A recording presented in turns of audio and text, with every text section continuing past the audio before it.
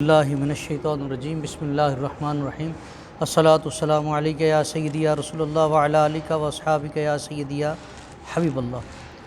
پیچھے صفات عارضہ میں ذکر ہوا ادغام کا، بتایا کہ ادغام کسے کہتے ہیں۔ ادغام جب دو چیزوں کو ملا کر ایک کر دیا جائے تو جب وہ دونوں مل جائیں اس کے عمل کو ادغام کہا جاتا ہے۔ مثال کے طور پہ جیسے مثال آپ کو دی تھی کہ دودھ میں جب گوالا یا کوئی پانی ملاتا ہے، اب دودھ علیحدہ چیز ہے، پانی علیحدہ ہے، دودھ علیحدہ ہے، پانی علیحدہ ہے۔ اب دودھ میں جب پانی ملے گا تو پانی ملنے کے بعد وہ جو دونوں، جسے کچی لسی کہہ لیں یا پتلا دودھ کہہ لیں، وہ جو دونوں اکٹھے ہوں گے، اس عمل کو ادغام کہا جاتا ہے، اس عمل کو ادغام کہا جاتا ہے۔ اب ادغام کی اقسام ہیں، ادغام کی تین قسمیں ہیں۔ جو پیچھے ذکر آپ کو ادغام کیا وہ نون ساکن اور نون تنوین کے قاعدوں کے ساتھ تھا، ٹھیک ہے، جو پیچھے ذکر ہوا ہے وہ نون ساکن نون تنوین کے قاعدوں کے ساتھ ہے۔ اب ہے ادغام کی تین قسمیں ہیں، ادغام مثلین، متجانسین اور متقاربین۔ ادغام مثلین، متجانسین اور متقاربین، تین قسمیں ہیں۔ ادغام مثلین، مثل ہونا، ایک دوسرے کی مثل ہونا، ایسے حرفوں کا ادغام کرنا جو ایک جیسے ہوں۔ ایسے کیسے ممکن ہے؟ سوال پیدا ہوتا ہے نا کہ ایک جیسے دو حرف کیسے ہو سکتے ہیں؟ میں کہوں یہ بھی را ہے اور یہ بھی را ہے، یہ بھی دال ہے یہ بھی دال ہے، میں کہوں یہ بھی لام ہے یہ بھی لام ہے، ایسا نہیں، ممکن نہیں۔ اسم با مسمى ہونا کہ اس کی صفات بھی ایک جیسی ہوں، مخرج بھی ایک جیسا ہو، ادائیگی بھی ایک جیسی ہو، ایسا ممکن نہیں ہے۔ ہاں ایک صورت میں ہے کہ ایک حرف دو مرتبہ آ جائے، ایک حرف دو مرتبہ آ جائے تو اس کے ادغام کو ادغام مثلین کہتے ہیں۔ اگر ایک حرف دو مرتبہ ایک یا دو کلموں میں جمع ہو، پہلا ان میں ساکن اور دوسرا متحرک ہو تو پہلے کو دوسرے میں مدغم کریں گے، پہلے کو دوسرے میں مدغم کریں گے، پہلے کو دوسرے میں ملا دیں گے، اس کو ادغام مثلین کہتے ہیں۔ قانون کیا ہے؟ اگر ایک حرف دو مرتبہ ایک یا دو کلموں میں جمع ہو، ایک یا دو کلموں میں جمع ہو، ان میں پہلا ساکن اور دوسرا متحرک ہو تو پہلے کو دوسرے میں مدغم کریں گے، اس کو ادغام مثلین کہتے ہیں۔ مثلا اذ، اب یہ کلمہ ایک ہے، حرف ذال ہے، اور ذال جو ہے جس کلمے میں آیا وہ اذ ذہبا، اب ایک ہی کلمہ ہے تو ذال دو دفعہ، اذ اور ذہبا، اذ اور ذہبا۔ اب جو کہ اس کو اکٹھا پڑھنا تھا تو ہم پہلی ذال ساکنہ ہے، پہلی ذال کا دوسری ذال میں ادغام کریں گے تو اس کو پڑھیں گے اذ ذہبا۔ کیا پڑھیں گے؟ اذ ذہبا۔ دوسرا ہے یدرککم، یدرککم، اب وہاں پر اذ علیحدہ کلمہ اور ذہبا علیحدہ لفظ ایک، دوسرا کلام ایک۔ اب یہاں پہ تو کلمہ بھی ایک ہی ہے، یدرککم میں تو حرف پورا ہے ہی، کاف ایک آئی ہے، پھر آگے دوسری کاف ہے۔ اس میں جو اذ اور ذہبا میں جو ساتھ کلمے تھے اس کی بجائے اب یدرککم میں ایک کاف اور دوسرا کاف، یہ تو کلمہ بھی ایک ہے، ٹھیک ہے۔ یہاں پہ ان دونوں کے ادغام کو یدرککم، یدرککم، دو کاف یعنی ایک کاف دو مرتبہ آیا ہے، پہلا ساکن اور دوسرا متحرک۔ اس کے بعد ہے ادغام متجانسین، ہم جنس ہونا، ہم جنس ہونا۔ اب ہم جنس کیا ہے؟ ہم جنس کیا ہے؟ ہم جنس ہیں، ہم جنس ہیں، میرا باپ اور ہے، ان کا باپ اور ہے، آپ کا باپ اور ہے، ان کا اور ہے، ان کا اور ہے، لیکن جنس ایک ہی ہے، مرد میں سے ہیں، ٹھیک ہے۔ اسی طرح اب انسان اور جانور علیحدہ علیحدہ، ایک انسانوں کی کیفیت ہے اور ایک جانوروں کی۔ کیا جانوروں میں سے انسان ہو سکتے ہیں؟ نہیں۔ کیا انسانوں میں سے جانور صفاتی طور پہ بے شک ہو جائیں؟ ویسے انسان انسان ہی ہے، جانور جانور ہی ہے، ٹھیک ہے نا؟ کئیوں کا دماغ خراب ہو جاتا ہے۔ تو پھر خیر، ادغام متجانسین، اگر ایسے دو حرف ایک کلمہ یا دو کلموں میں جمع ہوں جن کا مخرج ایک ہو اور حروف الگ الگ ہوں، ایسے دو حرف ایک یا دو کلموں میں جمع ہو جن کا مخرج ایک ہو، حروف، اب تا دال طا کا مخرج ایک ہے کہ نہیں؟ تا دال طا کا مخرج ایک ہے کہ نہیں؟ ٹھیک ہے، ان کا مخرج ایک ہے لیکن حروف تا بھی وہیں سے ادا ہوتا ہے، طا بھی وہیں سے ادا ہوتا ہے، دال بھی وہیں سے ادا ہوتی ہے، لیکن ان کا مخرج علیحدہ علیحدہ ہے۔ ان میں پہلا ساکن اور دوسرا متحرک ہو تو پہلے کو دوسرے مدغم کریں گے، اس کو ادغام متجانسین کہتے ہیں، اس کو ادغام متجانسین کہتے ہیں۔ جیسے عبدتم، کیا اصل میں لفظ کیا ہے؟ عبد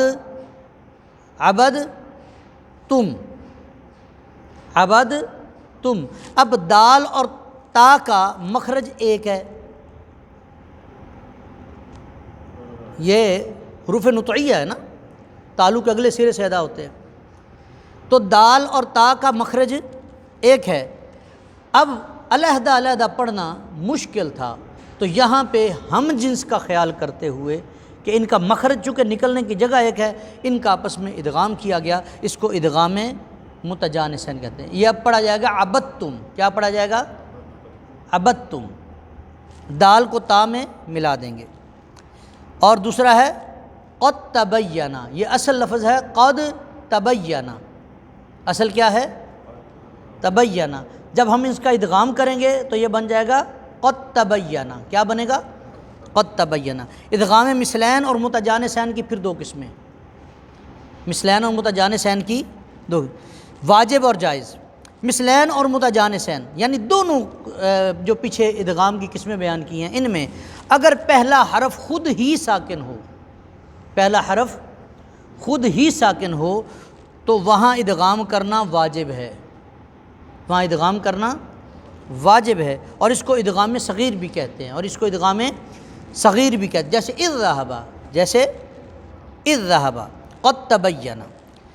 جائز اگر پہلا حرف ساکن نہیں ہے، اس کو ساکن کر کے ادغام کرنا جائز ہے، جیسے مدن اصل میں مادہ دا تھا، ما دا دا، اب دو حرف اکٹھے تھے، یعنی ایک حرف دو مرتبہ آیا تھا، ایک حرف دو مرتبہ آیا تھا، لیکن اس کا پہلا حرف ساکن نہیں تھا، اور اس طرح پڑھنا تھوڑا دشوار بھی تھا، اور ادغام مثلین کا قاعدہ یہاں پہ آئے گا، چونکہ پہلا حرف ساکن نہیں ہے تو ہم اس کو پہلے حرف کو خود ساکن کریں گے، خود ساکن کر کے تو یہ بن جائے گا مدن، مدہ، یہ کیا بنے گا؟ مدہ، مدہ اس کی اصل دیکھے تو مادہ ہے، اس کی اصل مادہ ہے۔ ادغام متقاربین، یہ تیسری قسم ہے، اگر ایسے دو حرف ایک کلمہ یا دو کلموں میں جمع ہوں جو با اعتبار مخرج، مخرج کہتے ہیں نکلنے کی جگہ کو، و صفات، اور صفات کہتے ہیں جس سے اس کی پہچان ہوتی ہے، وہ صفات لازمہ ہے یا عارضہ ہے، با اعتبار مخرج اور صفات کے یہ قریب قریب ہوں تو ان کے ادغام کو ادغام متقاربین کہتے ہیں۔ اب یہ بات ذہن میں رکھیں، پہلے میں کیا ذکر ہوا تھا اور دوسرے میں؟ پہلے میں ذکر یہ ہوا ہے کہ ایک حرف دو مرتبہ ہے، اس میں متجانسین کا ذکر، مخرج کا ذکر نہیں ہے۔ اب جو دوسرا ذکر ہوا ہے اس میں ہے کہ متجانسین، ہم جنس، وہ حروف جن کا مخرج ایک ہو، ان میں ہی واجب اور جائز ہے، ان میں ہی واجب اور جائز ہے۔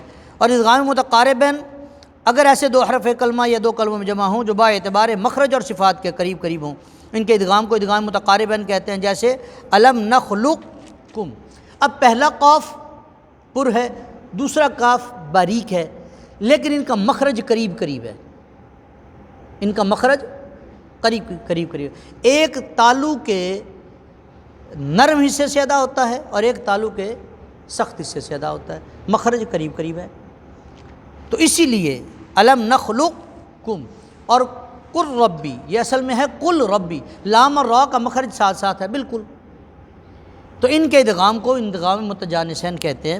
علم نخلقکم ادغام متقاربین کہتے ہیں۔ اب اس میں قوف اور کاف کا ادغام اور لام اور را کا آپس کا ادغام ہے۔ اچھا، پھر یہاں پہ ایک اور سوال پیدا ہوتا ہے، ادغام ناقص اور جائز۔ یہ بات ذہن میں رکھیں کہ ادغام مثلین میں ادغام تام ہی ہوتا ہے، اس لیے اس کو بیان کرنے کی ضرورت نہیں۔ وہ ایک ہی حرف دو مرتبہ آ رہا ہے نا، تو وہ تام ہی ہے، وہ ناقص نہیں ہے۔ ادغام متقاربین اور متجانسین کی دو قسمیں ہیں، ادغام تام اور ادغام ناقص۔ ادغام تام، اگر پہلے حرف کو دوسرے حرف سے بدل کر ادغام کیا، اگر پہلے حرف کو دوسرے حرف سے بدل کر ادغام کیا جس سے پہلے حرف کی کوئی صفت باقی نہ رہے، تو اس کو ادغام تام جیسے ہیں کہتے ہیں۔ جیسے من لدنہ، اصل میں لفظ تھا من لدنہ، من لدنہ۔ یہاں پہ دو قاعدے ہیں۔ ایک قاعدہ کیا ہے؟ نون ساکن نون تنوین کے بعد اگر حروف یرملون میں سے یا را میم لام واو نون ان میں سے کوئی حرف آ جائے تو وہاں ادغام ہوگا، اس کو ادغام یرملون کہتے ہیں۔ ایک تو یہ قاعدہ ہے۔ دوسرا ہے ادغام متقاربین، نون کا اور لام کا مخرج قریب قریب ہے، لام نون را کا مخرج قریب قریب ہے، تو ان کے ادغام کو ادغام متقارب ہے۔ جیسے یہاں پہ کیا پڑھا جائے گا؟ من لدنہ نہیں پڑھا جائے گا، یہ پڑھا جائے گا من لدنہ۔ یہ کیا پڑھا جائے گا؟ من لدنہ۔ اب جب ہم من لدنہ کیا تو نون کی آواز تو نہیں آئی، جب نون کی آواز نہیں آئی تو یہ ادغام تام ہوگا، یہ ادغام ہے۔ اور دوسری مثال ہے اس کی اذ ظالموا، اب ذال اور غا ان کا بھی مخرج ایک ہے۔ اذ ظالموا میں اب جب ہم نے ادغام کیا تو یہ قریب المخرج ہیں، قریب، تو اسی لیے ان کو ادغام متقاربین کہتے ہیں۔ ناقص، اگر مدغم کی کوئی صفت باقی رہے تو وہاں ادغام ناقص ہوگا، جیسے من یقول، جیسے یہ من یقول لفظ ہے اصل میں، اب نون ساکن نون تنوین کے بعد حرف یا آ رہی ہے، تو حرف یا جب آئے گا تو ہم وہاں پہ بھی ادغام کریں گے ایک۔ اب یہ ادغام کامل نہیں ہے، تام نہیں ہے، اس میں مدغم کی صفت باقی، آواز باقی ہے، مائیں، اس کے اندر نون کی آواز کا دخل ہے۔ اور احط، اب تو پہلے ہے اور تا بعد میں، تو پہلے ہے اور تا بعد میں، وہ ادغام ایسا نہیں ہوا کہ جس کے اندر اس کی دونوں کی آواز مرج ہو جاتی، کوئی صفت باقی نہ رہتی، تو من یقول احط اور احط وغیرہ۔ دعا ہے اللہ قرآن پاک کو سمجھنے کی اور صحیح معنوں میں پڑھنے کی توفیق عطا فرمائے۔ اللہ ہم سب کو جزائے خیر دے، اور اس جس کورس کو ہم لے کر چلے ہیں اللہ صحیح معنوں میں ہمیں اسے سمجھنے کی توفیق عطا فرمائے۔ وآخر دعوانا ان الحمد للہ رب العالمین۔